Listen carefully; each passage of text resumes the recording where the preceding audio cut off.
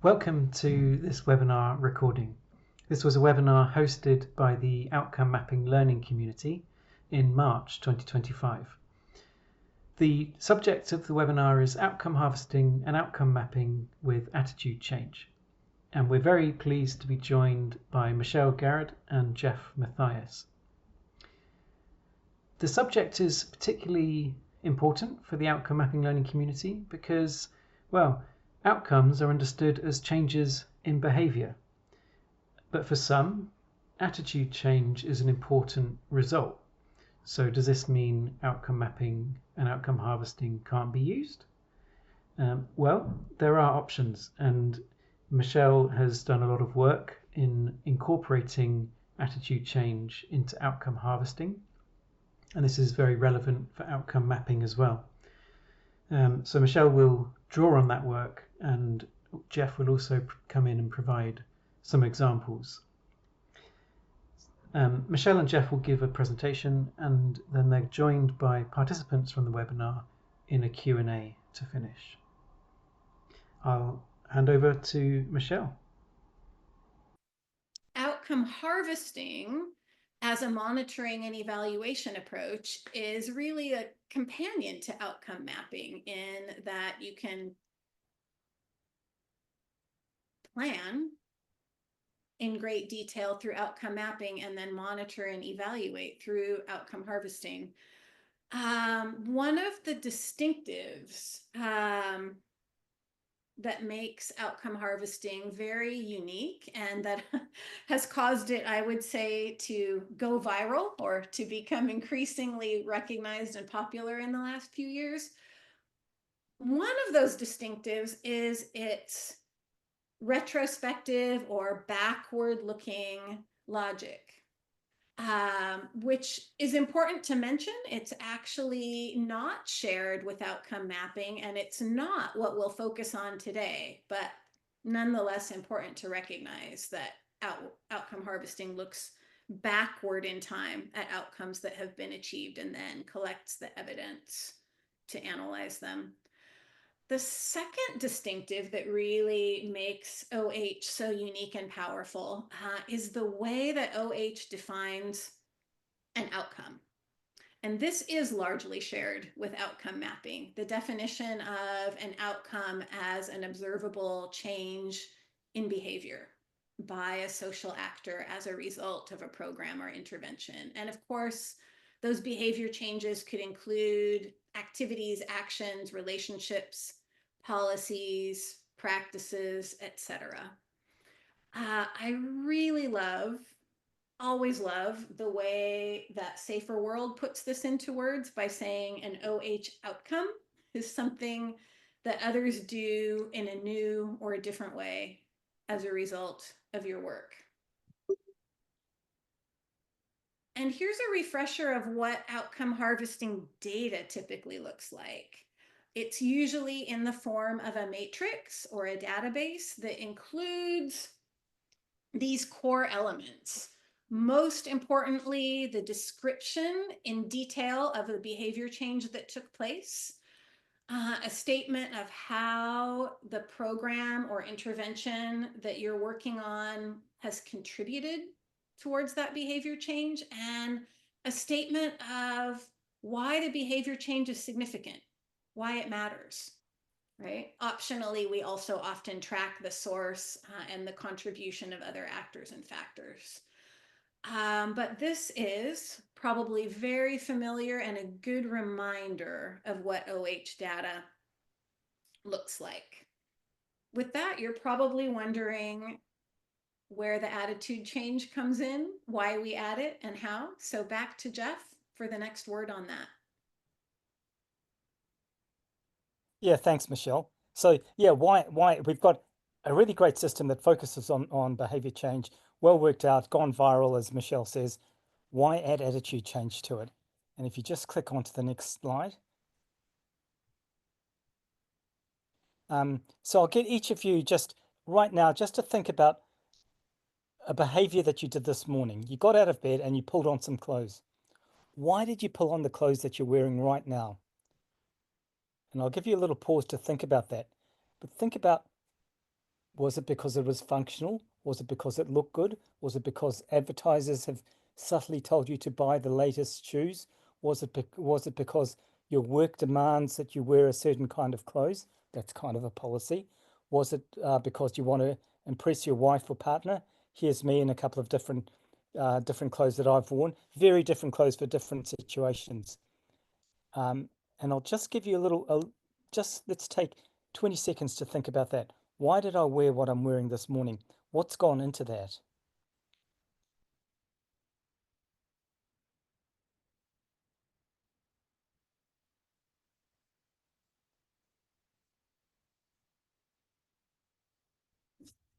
Okay, keep holding that thought or that thinking in your mind. Why do I do what I do? And if you click the next slide, Michelle. This is an image from a wonderful movie Man on a Wire, where a guy walked in a tightrope between the two trade towers in USA, a French guy. And if you just click a couple of times there, this is just gorgeous. This guy, it's a beautiful movie. He's a million miles up in the air. And there he's right at the end. And the police came and said, "Oh, what are you doing here?" But they couldn't go on the wire, and they were too scared to. They were too scared to scare him. So they just sat there, and he lay down on the wire. One more click, Phil. Um, and this is an image I want you to, it's a visual metaphor for you. That life's a tightrope walk, and all of us, and think about your clothes now, you're continuously calibrating all these different things going on about your attitudes and your relationships and your behavior and policies and all these things. And it's like the balancing stick where we're just having to calibrate that. All these things are connected. It's not, behavior doesn't sit by itself. And I want you to hold that metaphor in your mind as we go on. And I think you're back on after this slide, Michelle. Perfect. I love that metaphor, Jeph. And as we get ready to share with all of you the two different but complementary approaches that we take when integrating attitude change into OH, we wanted to give you a little bit of a comparison so that you know what to look for. I'm going to talk about outcome harvesting plus attitude change, or OH plus AC, and Jeph is going to talk about a slightly different approach that we call change harvesting. And the main difference in how they are done is that in change harvesting, the definition of an outcome is stretched. It's broadened to include not only behavior change, but also attitude change. Whereas in OH plus AC, the definition of an outcome does not change at all, right? Outcome remains an observable change in behavior, and attitude change is very important as an additional but separate component in the outcome statement and in the data set. So that's the main difference to watch for. And we find that there are different advantages and disadvantages, pros and cons, that go along with each approach. Most notably, OH plus AC can be particularly helpful when data credibility or causal analysis are priorities, and change harvesting can be particularly helpful when local program participants are engaged as data collectors. So that gives you a little bit of comparison to think about, and we will circle back to this comparison at the end. In terms of jumping into some specifics on the outcome harvesting plus attitude change approach, this is an adaptation that I've been working on together with this dynamic advisory team of folks, including Jeph, for about 6 years. And we've just recently put out an updated version of our guide to how we do this work, with about 24 OH plus AC evaluations now on the books. So we've learned a lot, and we have a lot more to learn. When it comes to the question of why OH plus AC adds attitude change, we would emphasize that We understand attitude change to be incredibly important in a social change process, right? Outcome harvesting is designed to monitor and evaluate social change, defined as changes in behavior, but we know that those are shaped and driven by changes in attitude, mindset, mental models. And we often use this somewhat familiar metaphor of an iceberg to illustrate that even though human events and behavior patterns are very visible, observable above the metaphorical waterline, what's underneath the waterline and less visible is equally powerful, because the attitudes, mental models, and mindsets are shaping and driving those behaviors and events. We also have in OH+AC a particular way of understanding how behavior change and attitude change interrelates. This results diagram probably looks fairly familiar to you, except for the fact that there's something a little unique and different happening at the outcome level. What we've got happening at the outcome level is behavior changes and attitude changes interacting mutually with each other.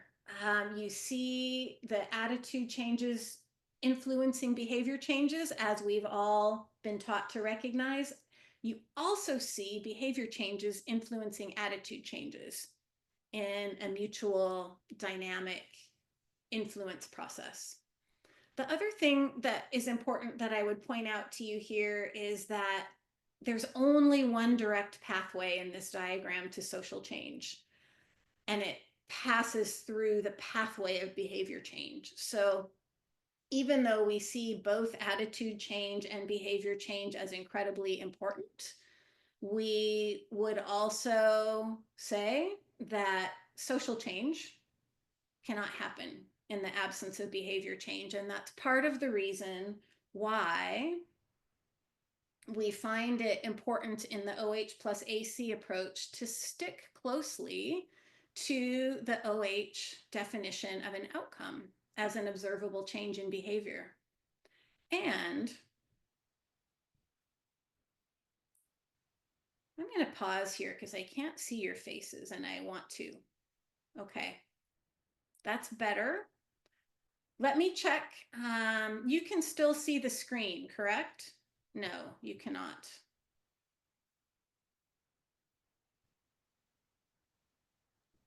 Yes, we can see the screen, Michelle. Okay, great. And I'm sorry for that pause, but I wanted to see your faces and make sure that we were all still together. Okay.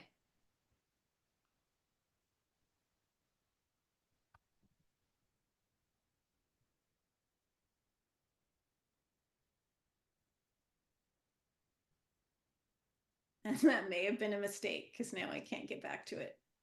All right. Thanks for bearing with us. Onward we go. So, as I mentioned, in the OH+AC approach, we really do find it important in this particular adaptation to stick close to the OH core concepts, including and especially the OH definition of an outcome as an observable change in behavior, right? That definition of an outcome does not change. And in fact, to bring further clarity to that theme, we typically call outcomes behavior changes. We call them BCs. We were talking a little bit before we started about the difficulties often in discerning the difference between outputs and outcomes, and the difficulties in translating the word outcomes. And we found that this simple way of communicating cuts through a lot of that.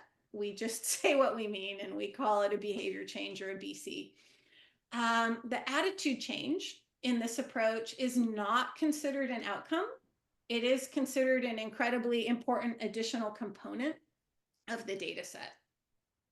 And we're going to take a look at what that looks like.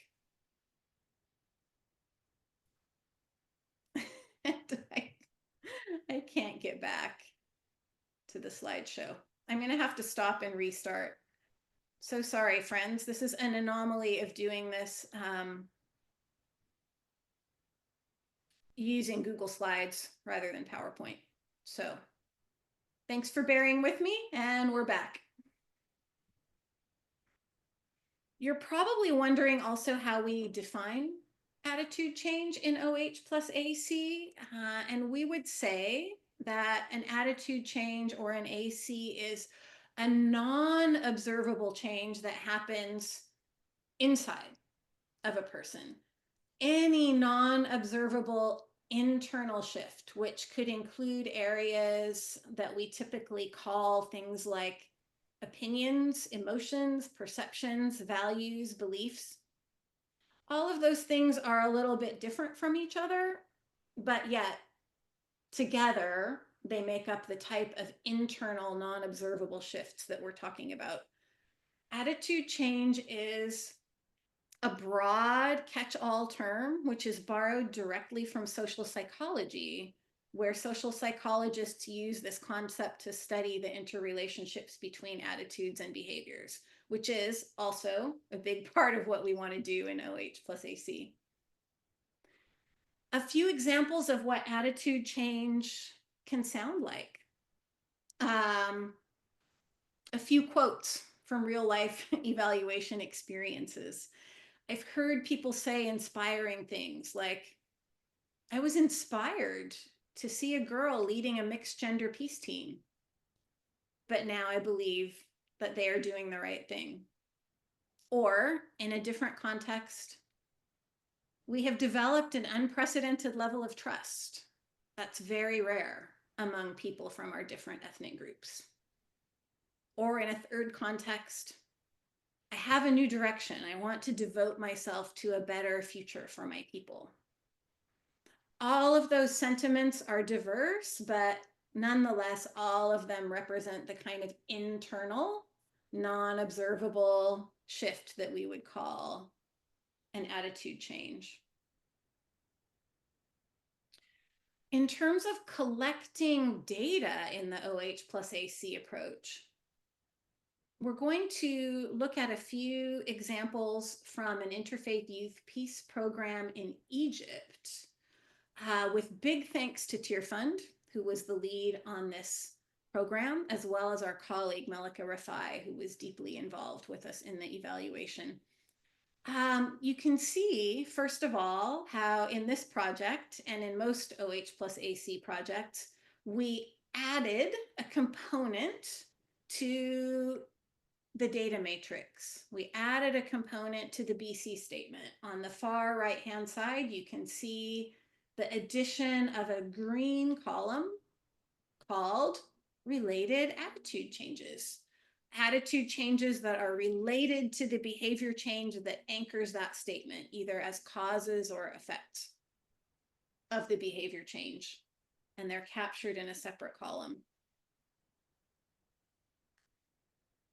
Of course, when you're talking with real program participants in real life, they don't think and communicate in matrices naturally.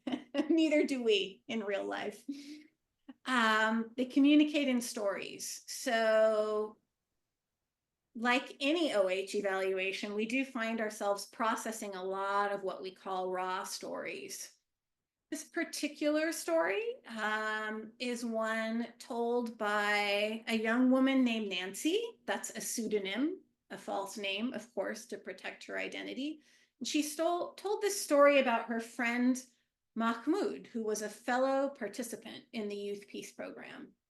And as we listen to this raw story through the lens of both behavior change and attitude change, we could hear that there were a number of behavior changes in this story highlighted in green and a number of attitude changes in this story highlighted in blue. And that's not unusual. There's typically multiple changes in any story. I would would particularly draw your attention to the last behavior change that was highlighted at the bottom of the paragraph, the final green shading, where Nancy talked about how the change process that her friend Mahmoud went through during this project led him eventually, as a young Muslim man, to accept an invitation to not only visit a Christian church on a Sunday morning, but to actually say a few words of greeting, of friendship to the congregation. This became one of the most powerful, most significant outcomes reported during the whole evaluation. And Nancy, who was telling the story from her perspective, explained that change in Mahmoud's behavior by saying that his attitude had become more accepting towards people of other faith backgrounds. It was an excellent lead. So the next step was to talk directly with Mahmoud to get his perspective on the story.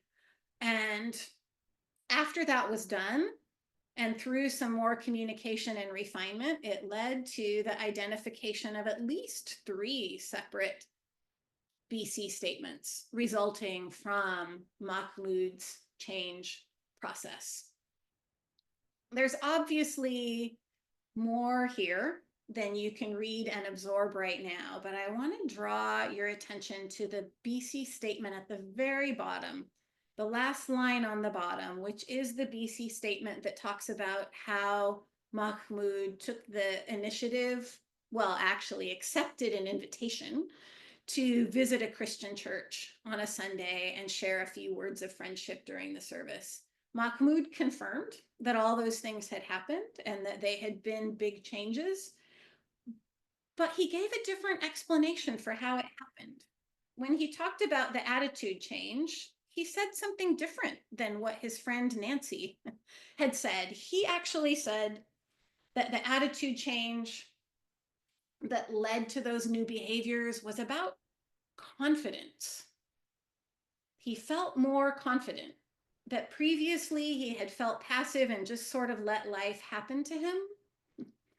And that during 2017, while the project was underway, he developed the self-confidence to take risks.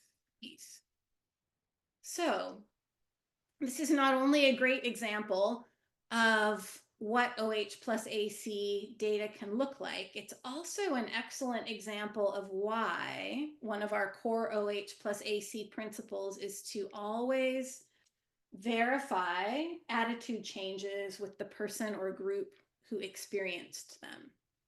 That's not necessary with a behavior change, right? As we know, behavior change is observable. Anyone who sees it can verify it, but that's not the case with an AC. ACs do need to be cross-checked with the person or group who experienced them.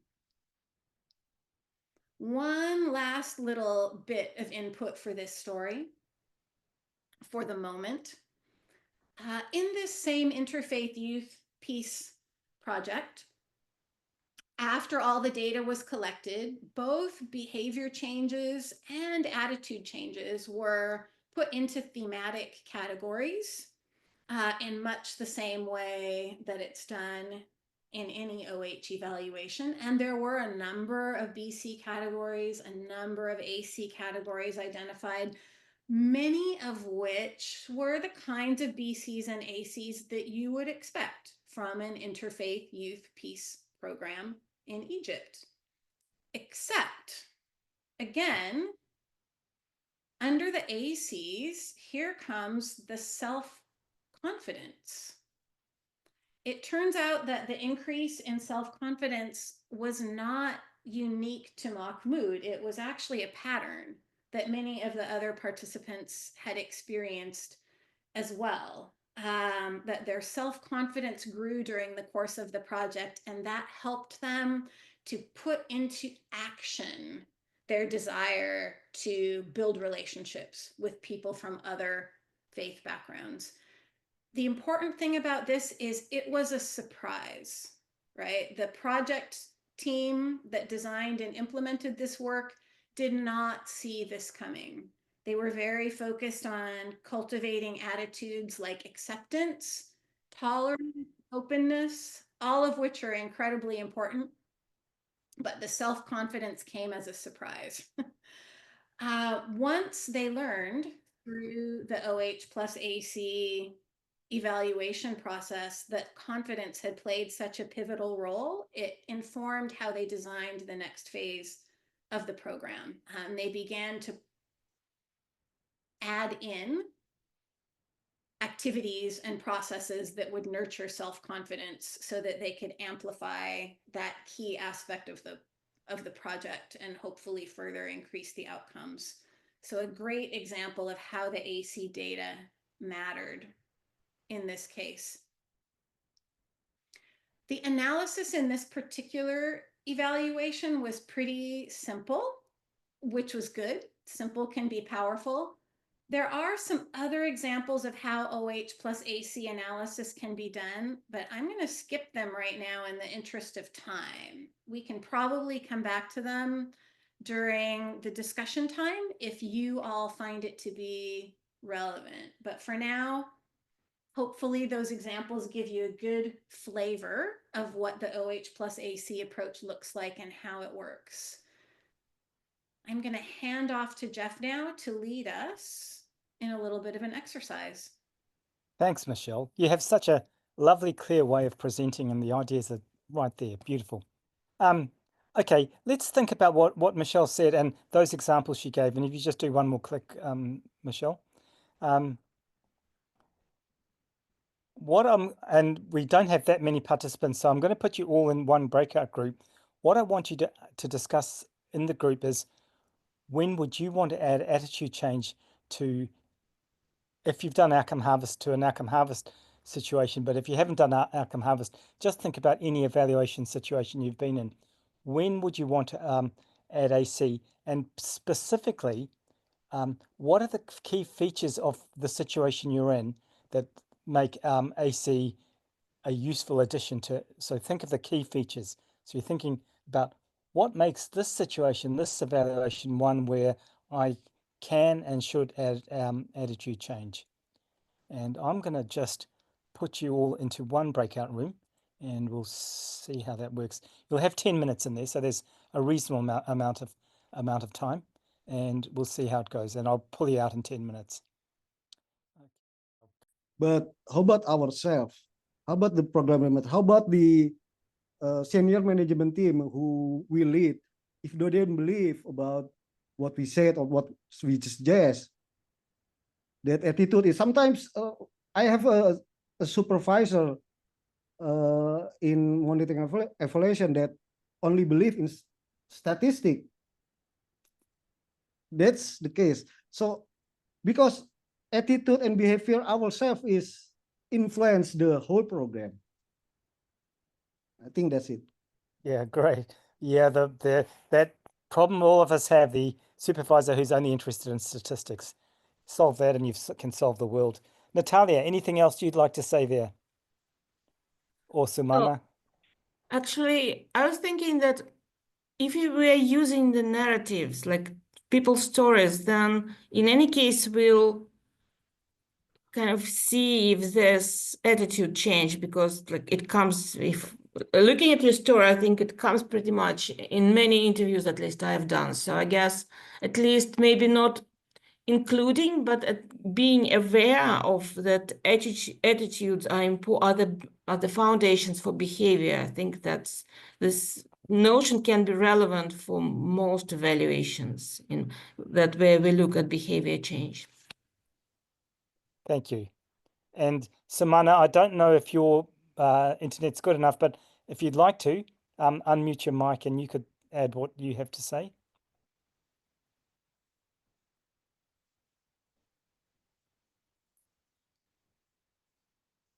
Okay, maybe Samana can't do that. Okay, we'll go back to a screen share and we'll talk you through where we are. I'll try sharing this, Michelle, if it works. I don't know what happened for me before. Are you seeing my screen? So it's blurred and it says in the middle, click to exit full I know. screen. You got it now? Yes, now it's Cool. there. So if you just enter the slideshow, Yeah. I believe all will be well.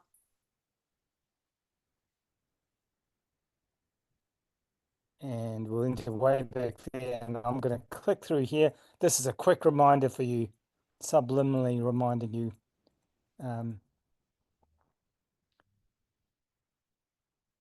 Okay, so what about this? When would you add attitude change? Almost in Latin, sine qua non. You can't do it unless you've got meaningful direct access to participants. You can't have someone else telling you, oh, have the teachers telling you the school children think like this, or have the prisoners telling you, oh, the prison warders, that's what they think, and all that. You've got to hear from that group themselves. So you need, in your evaluation, you must have that. And you mentioned this, I think it was Emily said, the commissioners and the project, the people you're working with, you need them to say, yes, we're interested in attitudes. We do think that's a meaningful addition to this evaluation. It's a little bit more complex, or significantly more complex. So it needs time, it needs resources, and it needs skill to harvest those attitudes, to find them, and to analyze them and think through them and say, actually, was Mahmoud, wasn't it? Mahmoud's confidence is actually part of the general pattern. That takes quite a lot of skill to analyze that. So if you're going to do that, and finally, interest and ability yourself. So you need to be interested in attitudes, and you need to have some skills to harvest them. And if you've got all that, I would say any project where there are humans, which is most of what we do, there are going to be attitudes worthwhile harvesting there and adding to your evaluation. So that's our spin on it. And I'm going to tell you a couple of little stories, actually, very quickly. So where there are people, there are attitudes. And just look, that's me talking to some guys, and some women in Afghanistan. Where there are people, there are attitudes. There are things that they're thinking that influences the systems in which they live. And this is my pin-up poster of this. This is a community participation I did where one young woman who was my translator and co-evaluator, and an ex-street youth living on the street is talking to another youth who's living on the street. And I'm not going to tell you which is which. They're almost exactly on the same level. And that's my pin-up for meaningful direct access to the attitudes of someone involved. Isn't that beautiful? You could just imagine them actually sharing their hearts here and saying, this is really what it was. And we're back to our metaphor. So that idea, and in a sense, I'm going to present this metaphor as similar to what Michelle presented with the causal diagram, with the loop between attitude and behavior. And Michelle said only one pathway leads to system change. But apart from that, attitude and behavior right in the middle were connected, just like we've got here, the visual metaphor of the balancing stick between them. And I would say there are other things connected in there too. And I think, so the first story is the prison evaluation I did in 2022 of high security prisoners in New Zealand. These guys with 10, 15-year sentences. And the first thing, and most of them Māori or Pacific, Indigenous people in New Zealand, who are a small percentage of a population, but for probably reasons of colonialism, structural discrimination, a high percentage of the prison population. And they handed me the terms of reference, and the first thing I said is, I'd love to do this, but only if you can handle this. No evaluation questions in the terms of reference. We're going to form the evaluation questions in the evaluation itself. They had a big think about it, and they said, yeah, okay, you can do that. So we had a group of prisoners. These are guys who've done some serious things. They were 10 and 15-year sentences. With prison staff together in a room, that was pretty revolutionary itself. And we defined the evaluation questions, and then we had prisoners going and harvesting outcomes from other prisoners, from prison, then analysing them, and then saying, what the heck is going on here? And a little bit similar to, I'll pause for 5 seconds. There's one connecting theme in the whole thing.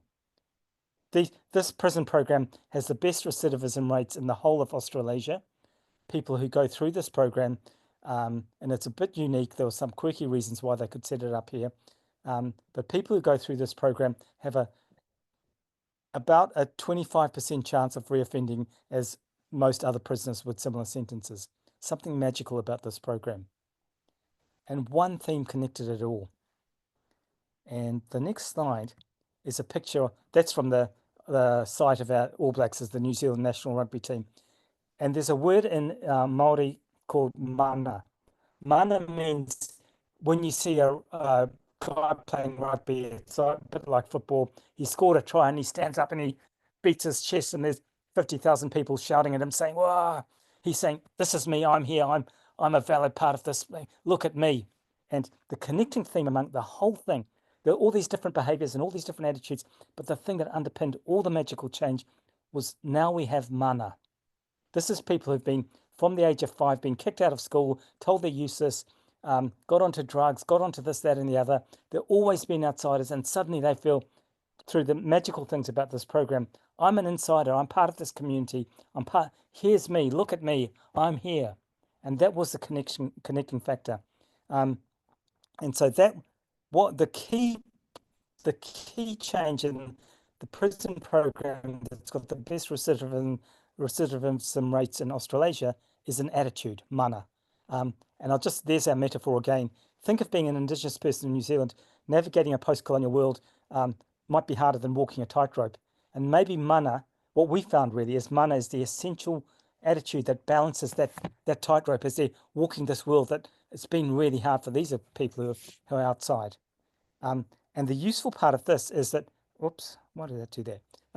The justice system of New Zealand is very interested in, because of the recidivism rates, and we can't tell them to replicate the program exactly as it is in one prison where it's done, because there's quirky reasons why the actual program can't be done anywhere else.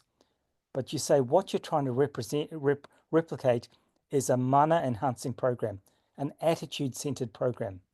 That's what you want to do. So when you do other programs in other prisons, focus on attitude. Really, really useful. And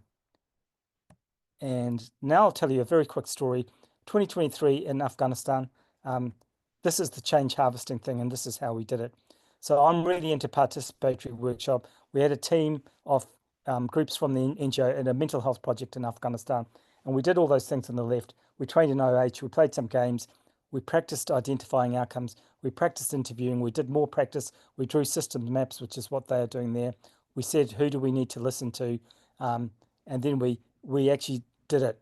Who's going where, who's going to listen to who? And we did 480 interviews and recorded them. And probably the biggest win in this whole thing was we got the Taliban to agree that women could be part of this evaluation. There they are doing their system map. They was in the same room, but they had to do a women's system map and a men's system map for quirky reasons of Afghanistan. You couldn't have women and men working together. And there they are out harvesting. And that sensitivity, you can actually see the guy on the right as a participant.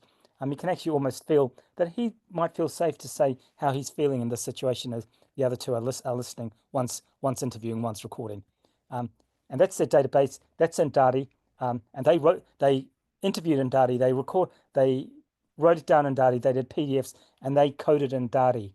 They're all in Dari. And then the final translation was done into English so that I could access them. The green is highlighted. That's an outcome there, and they've put that into. This is they do the qualitative research software I use, but it's all done in Dari until right at the end, just for my benefit. It went into English, and understanding what it was also done in a participatory way.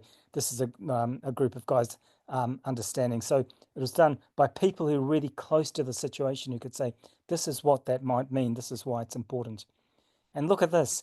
We did a participatory analysis, and now after 3 weeks, the women and men are working together. Isn't that wonderful? They're still analysing attitudes and getting that subtle kind of feeling. And obviously you can't, 50% of the population is women. You can't really understand the attitudes of women unless you can talk to them. And in Afghanistan, only women can talk to women. So we had meaningful, I think we had meaningful input of women to the evaluation, which is magical for Afghanistan. this is just a summary of our database. Our primary green, in the green codes, it's mostly under different stakeholder groups in our evaluation. And then we did it into behavior, attitude, relationships, and policy. And the numbers are how many excerpts we got related to each thing. So community and community leaders had significant numbers of policies, whereas the others didn't really. But in each basket, you can see there's quite a significant number of attitudes. And by the time you get to family, families who are the caregivers of people with mental health, psychosocial disability, PPSD, there's more attitudes than any other except it's getting more and more attitude rich the closer we get. And right at the bottom, PPSD, which is people with mental health disability. Attitude is the biggest basket, and how they feel about it was a really important thing. So I've said we wove it into a richly textured social fabric with all that stuff mixed in together, different threads of behavior, attitude, relationship, policy. Each of those baskets is then subdivided into what the attitude changes actually were. And the final slide I've got for this is just to show you this.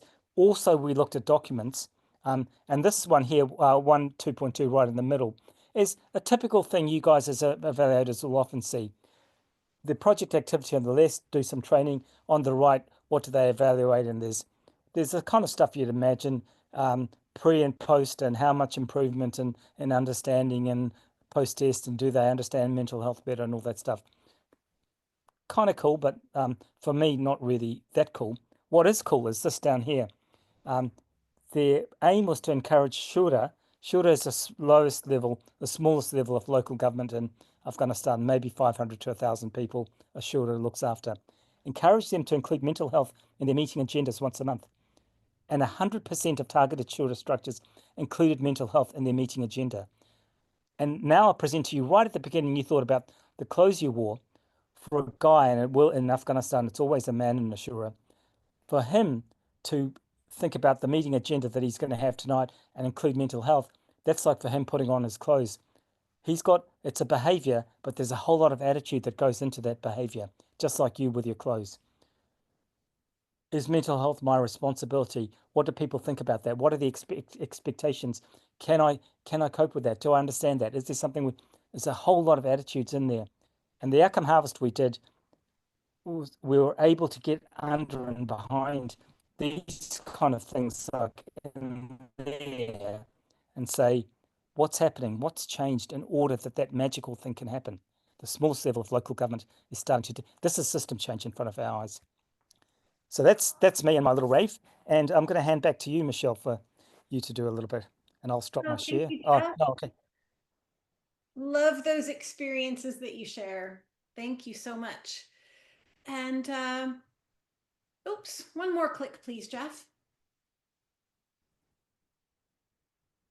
Perfect. Just to bring back this comparison table as a way to kind of process what we've heard. We have shared a bit about both the change harvesting approach and the OH+AC approach to integrating integrating attitude change in OH. Two different complementary ways to integrate attitude change in OH. With the core difference being how the definition of an outcome is treated, right? In change harvesting, the definition of outcome is stretched to include not only behaviors, but attitudes. And in OH+AC, the definition of an outcome remains unchanged as an observable change in behavior, and attitude changes become an additional important separate component in the outcome statement in the data set. And we hope that bit of comparative grounding has helped you to make sense of what you've been hearing. There are a number of pros and cons to each approach, of course, but we do feel in big picture terms, like what it adds up to is that change harvesting may be the best choice if you want to integrate attitude change into a harvest in which local program participants are engaged as data collectors, and OH+AC may be the best choice if data credibility and causal analysis, specifically the unpacking of the relationship between behavior change and attitude change, are your priorities. We also think it's useful to weigh pros and cons in this way because it points to the possibility that, well, it points to two things. One, we really want to emphasize that we think it's essential to base these decisions on the context.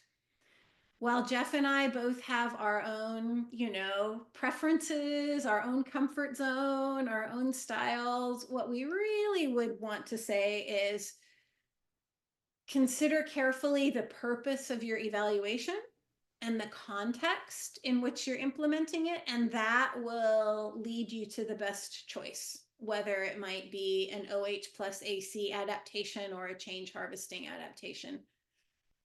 It might also lead you to a different idea, a different approach. Who's to say that there are only two ways to integrate attitude change into outcome harvesting, right? You may experiment and find a third alternative. And if you do, I hope that you'll let us know. So let those creative juices flow. Jeph, back to you for a little word on how all this relates to outcome mapping. Yeah, cool. But I'm just going to take a 20-second right of reply, if you like. Totally agree with what you said there, Michelle. And I think that key point of saying what you're going to do, but also think about the how, because I think change harvesting, as Michelle says, is relatively easier and more intuitive what you're doing, and can be faster to implement. But think about how you're going to do it. What you just heard in my stories had stuff like negotiating with the Taliban, getting prisoners and correction staff, high security prisoners, people who've killed people, into the same room as correction staff and talk together about evaluation questions. Prisoners doing analysis on computers, getting teams together, negotiating with the Afghan government. There's a whole lot of other stuff that's, and that's not necessarily relative, just in that example, not necessarily relatively easier nor faster. That takes quite a lot of time and there's quite a lot to it. So the actual method you're going to use, the concept is probably easier and more intuitive. But if you're going to use it and your context says, let's try that approach, think carefully through the how am I actually going to do this? And then finally, you're all on the Outcome Mapping Learning Community website. So how does this apply to outcome mapping? And outcome mapping is the cousin of outcome harvesting. Outcome mapping is the design cousin of outcome harvesting, looking prospectively, looking at the kind of changes we hope will happen. Outcome harvesting looks at the changes that have happened. The key connection concept between the two is it's actor-centered. It says who's in the middle of it. It's the participants. It's not about the program. It's about the participants. And I guess all of you have seen this because this is the homepage on our website. This is just the first thing that meets you. And bang smack in the middle is the icon that says defines outcomes as changes of behavior. So we're back to what Michelle described in the very first part of her presentation, that official outcome harvesting says it's all about behavior change. And then Michelle described, and then you are saying, is this important for outcome mapping? And the first thing we say is outcome mapping is about behavior change. No, we don't. Look left of that, before even behavior change, outcome mapping is about people. And people always come wrapped up in this complex mix with attitudes in them. And those of you who've done outcome mapping, there's a way that you try to plan towards behavior change, and it includes people, and there's a way of working with attitudes. And I think that's a core way of thinking about how we change behavior. If you're doing a prison program, an outcome mapping for a new prison program in New Zealand, you'd say, how do we get mana involved in a prison program? How do we get that attitude expressed? So this is not an outcome mapping webinar, so I won't go into the whole methodology, but I think attitudes are as important for prospective planning as they are for retrospective harvesting and evaluation. And that's kind of it. Michelle's got a little last word to say in a while, but we've finished almost exactly on time. We have 20 minutes to hear from you guys what you think, questions, reflections, comments, ideas, doubts. And just let's, Michelle, could you just have a quick look at the chat, and are there any questions in there? So if there's anything in the chat, we'll take that first. But if there's not, if there's anything else you'd like to share, if you don't, Michelle and I have a couple of little stories we could tell. I don't see any questions in the chat. Okay, I'm going to stop I think sharing. everyone's been saving them. We'll hear them. Okay. So probably the best way to do this is just under reactions, put your hand up and then unmute yourself and ask the question. So there's a react icon at the bottom. I can see you, Emily. Okay, unmute yourself. What's your question?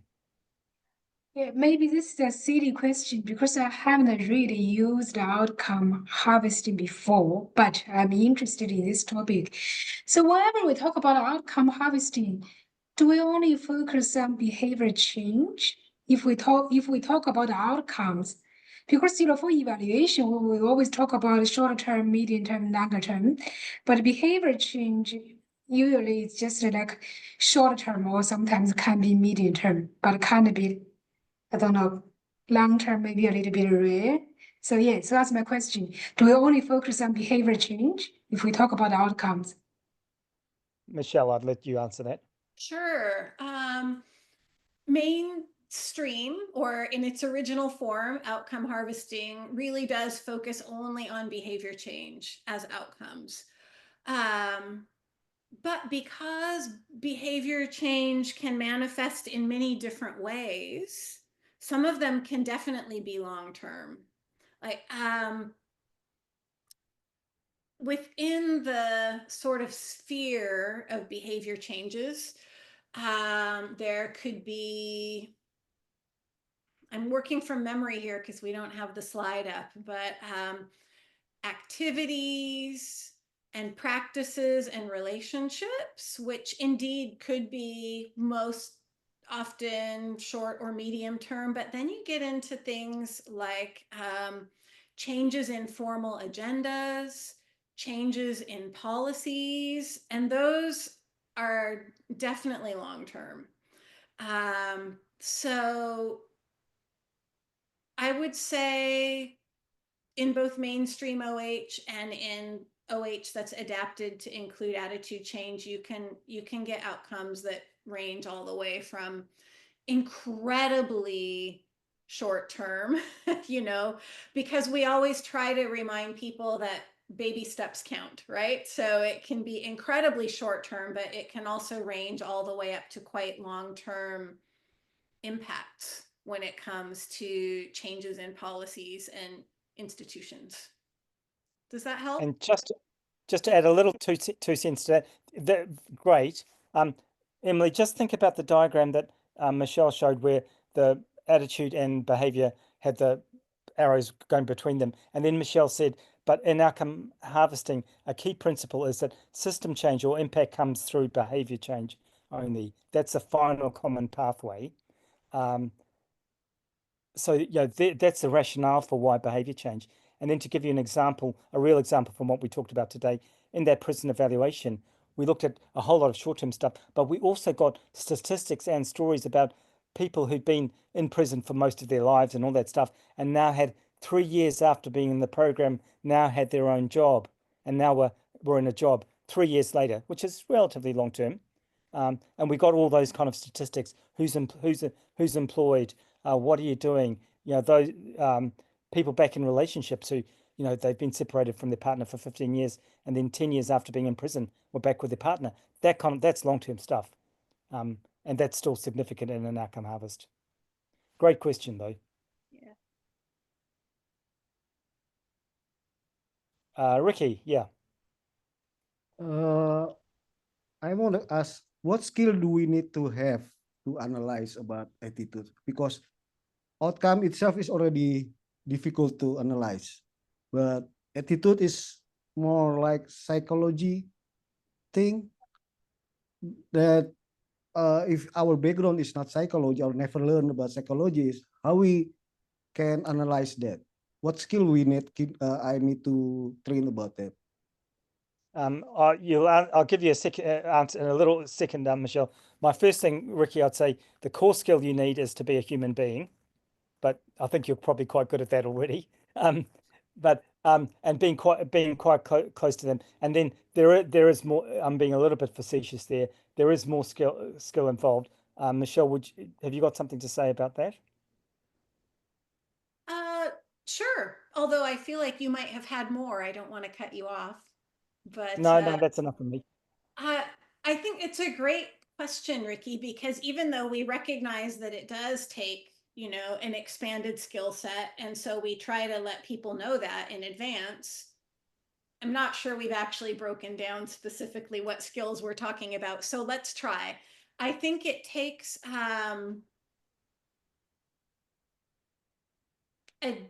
maybe a deepened or a slightly different kind of listening skill, right? New ways of listening.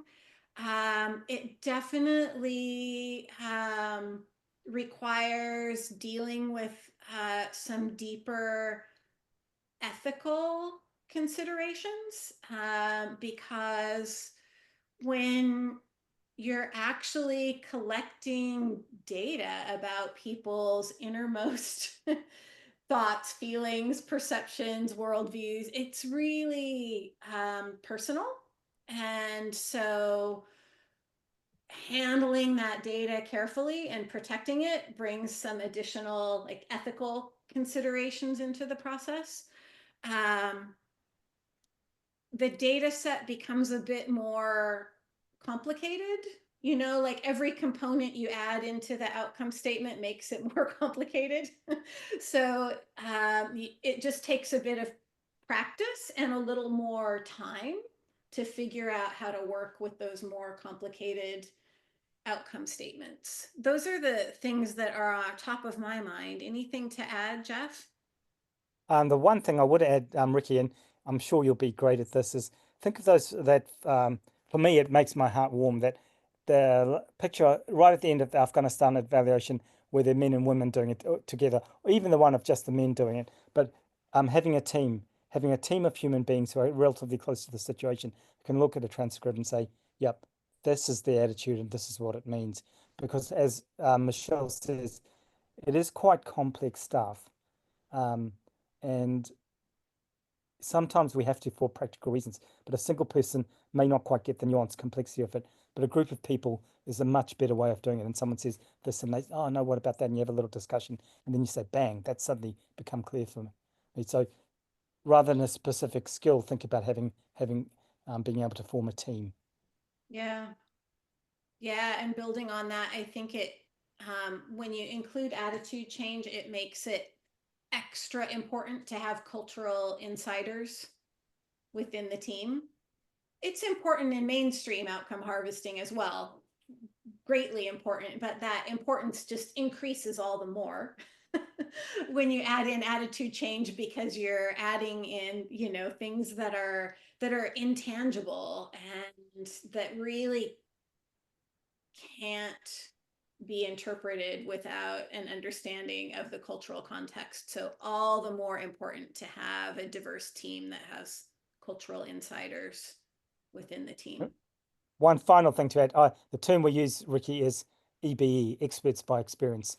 Those guys you saw in the photograph in Afghanistan are deep experts with as much, they can understand a prisoner taking analyzing a transcript from another prisoner, can see things I will never, no matter what training I do, how many universities I go to, I'll never ever be able to understand what that prisoner's really talking about. Another prisoner says, fuck man, he's talking about this, and you know, it's just very obvious to them. And so that idea of having experts by experience is yeah. Yeah. But you don't have to be a psychologist. Actually, I really love how practical the social psychology definition of an attitude change is. You know, it's they don't say it in these exact words, but it's basically anything that's changing inside the person as opposed to externally, that is an attitude change. And it's actually very simple. So you don't have to be a psychologist at all. And I think any, you know, there's no, none of the skills are magic. It's just that every time you vary or change or adapt your outcome harvesting practice or way of doing things, you might have to learn a few new skills or get some more practice along the way. So it's in that same spirit. Thank you. And I noticed that Sumana just said something really important in the chat window about this as well. She said, the hard work is collecting data among stakeholders, and attitude change is even more complex and we have to do more processes. Exactly. Exactly. Great comments, Simona. Thank you. Exactly. So, yeah, I'm sure you've probably all encountered the reality that outcome harvesting in its original form can be pretty time consuming. And same with outcome mapping, right? So when you add in attitude change, it can become even more complex and time consuming, which means it's important to really think carefully about when you want to add in the attitude change, you know. Almost every evaluation that any of us would get involved in has attitudes in it.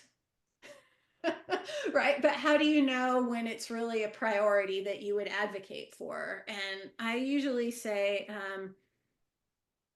if attitude change is central to the project's theory of change, whether the commissioner recognizes it or not, right? If attitude change is central to the project's theory of change, or if attitude change is very central to the worldview of the local program stakeholders, you know, if you're working with colleagues to whom an exclusively behavior change focused evaluation wouldn't make any sense, then those are, to me, those are the key indications of when it's really a priority to consider integrating ACs into the evaluation. Thanks, Michelle. Emily's got a question in the chat here. On average, how long will it take to do outcome harvesting and outcome mapping respectively? I'll let you speak first to that, Michelle. What would you say? I'm just only going to speak to outcome harvesting because my outcome mapping experience is more limited. I don't have enough experiences of that to, you know, synthesize into a big picture answer. But outcome harvesting, I would say, like any evaluation, it really depends so much on, right, the questions and just the overall scope of the project. So in a way, it's impossible to say how long an outcome harvest would take. But what I would say is that the outcome harvest will typically take longer than many or most of the other methods that are commonly used. Right? That doesn't mean it's the slowest method in the world. There are actually other methods less commonly used in our work that are incredibly far slower than outcome harvesting, right? But compared to the methods that we typically see used in our work for most of us, outcome harvesting takes longer. Right. So if you're looking at a project that is maybe asking you to do an outcome harvest in the same amount of time that you would do a simpler type of evaluation process, that's a good time to say, oh, no, I think this is going to take a little longer. And if you're looking at a project that wants you to do an outcome harvest in a week or in 2 weeks, that's probably a good time to say, oh, I think this is going to take a little longer. I'll come to you in a second, Emily. I'll just give you my spin on that. The one in Afghanistan, I was in Afghanistan for 3 weeks. There was quite a lot of work done beforehand via emails and stuff. In Afghanistan for 3 weeks on training and data collection, and then about another 3 weeks to analyze all that. And the team had already done some analysis. The prison one, it was about 2 weeks upfront work, and then the prisoners were collecting outcomes for about, and that was a bit unusual because there's various permissions for them to do this, that, and the other. That was about 6 weeks worth of data collection, which is all quite a cool process, and then another month of analysis. But that's quite a long time. But if you think that's giving you an idea of how the best prison program in Australasia works, it's kind of worth it. I'm in an outcome harvest now, which is a women's empowerment one in 6 countries in the global south, and we're spending with an evaluator in each country overall for the whole thing, including the analysis, 4 months for that. Yeah. So they're longer times, but you're getting deeper answers, and you think, why are we investing in this evaluation at all? If we want some real answers that we can act on, maybe it's worth it. Yes, And absolutely. I'm the actually doing question- one right now that's taking a year. But that's because it's because we're harvesting in real time, right? Rather than waiting until the end of the process. So it's really a fascinating experience. That is with the Team Up bridge building project that's happening in about 24 cities across the USA. And you had another question, maybe, Emily? Yeah, I just wonder, does that also mean you need to connect more data, for example, more interviews or involving more stakeholders? Or is that the case? Because it takes longer. Does that mean more data connection, and more data analysis? Oh, for sure. I totally agree. And I'm sure you would too, Emily. Michelle, a much deeper process. You get the texture of what's going on. I'm going to stop that there because I promised to give Michelle 2 minutes just to close up. So I'm going to share again, and we've got a couple more slides, Okay. which are, yeah.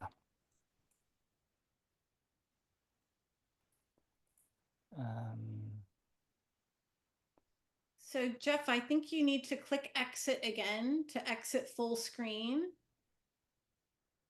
There you go. You got that now, yeah? And then we'll scroll all the way down. Actually, if we scroll on the banner on the left, we can go directly to the last slides. Yeah, it's not, somehow this is not working. Okay. I'm clicking slideshow and it won't do it. Something's gone wrong for me. I'm going to stop sharing. Michelle, you can do it off your one. Okay. And I will try to, let's see.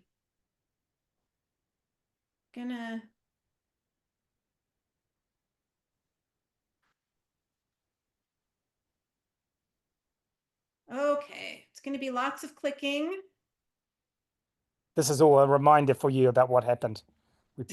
Yes, purely intentional, reminding you Yeah, of everything. totally intentional. We planned all this, didn't we, Michelle? And thank you for bearing with us. We just wanted to share a little information about how to learn more or how to get involved, because when it comes to OH plus AC, the learning has been collaborative from the very beginning. We learn from experience together, and that means we need as many people to get involved as possible. So please feel free to stay in touch with me and Jeph. If you have learnings, experiences that you want to share, please do. There are some links here that could be helpful. One is a link to information on outcome harvesting in its original form, which is, of course, available through the outcome mapping learning community, but additionally, there is a focused learning community that works directly on outcome harvesting, and our Address is here for you to explore if that is something new and useful for you. There is a link here also on this slide and elsewhere in the slide deck to download. Actually, we should just put the download in the chat window. I'll do that as soon as I stop talking, but also we understand if you can't wait around. So you can use this link when you receive the slide deck to download the updated guide to outcome harvesting plus attitude change. There is an address here that you can click on and sign up to get periodic updates about outcome harvesting plus attitude change, like learning opportunities, etc. And our whole advisory team is listed here because we want to encourage you to reach out to any of these folks if you know them. You might. You already know Jeph and you already know me, but you might know others as well. These folks are brilliant, and the learning that's happened to date is all because of this team. So don't hesitate to reach out to them. We want to say that this has been a lot of fun. We're grateful just for your time and expertise, for bearing with us on the tech. And I'm going to take, I feel I just did something strange to your screens. I apologize. Okay. I am going to take a moment to pull up the proper URL for downloading the OH+AC guide. Totally understand if you're unable to stick around, but if you can hang in there with us for 30 seconds more.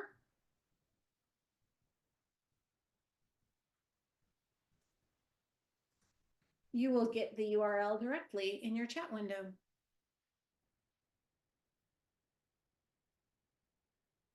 There. Sorry for not doing that earlier. Actually, both the updated 2024 version of the guide is there, as well as a link to the prior version. So there's really a wealth of resources there to draw on. And any final closing words from your side, Jeph? Just a big thank you to all you guys for being involved, and it's fun. Michelle and I love it. It enriches our work and means we meet cool people like Michelle and that team and women in Afghanistan and all sorts of things. It's a great way to work. Yeah, and really appreciate you bringing your time and expertise. So if it's of interest, please keep in touch in whatever way works for you. Wishing you a beautiful day ahead, and take care.